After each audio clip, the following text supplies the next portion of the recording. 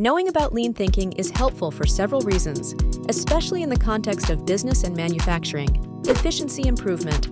Lean thinking focuses on identifying and eliminating waste, non-value-adding activities in processes.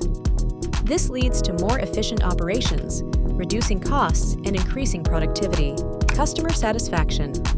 By emphasizing value from the customer's perspective, lean thinking ensures that the products and services provided meet customer needs more effectively. This often results in higher customer satisfaction and loyalty. Quality enhancement. Lean thinking promotes continuous improvement and the pursuit of perfection.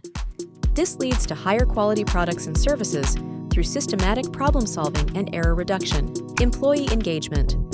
Lean thinking encourages the involvement of all employees in the process of improvement.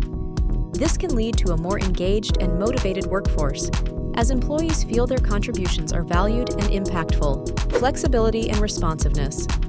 Lean thinking helps organizations become more agile by streamlining processes and reducing lead times. This enables quicker responses to market changes and customer demands. Cost reduction. By eliminating waste and optimizing processes, lean thinking can lead to significant cost savings. This can improve the financial health of an organization and provide a competitive edge. Sustainability. Lean practices often lead to more sustainable operations by reducing resource consumption and minimizing waste, which can have positive environmental impacts. Cultural shift.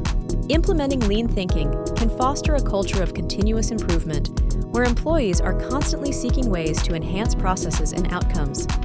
This culture can lead to long-term organizational growth and success. Understanding and applying lean thinking can provide substantial benefits to organizations in various industries, making it a valuable approach for anyone involved in business management, manufacturing, and process improvement.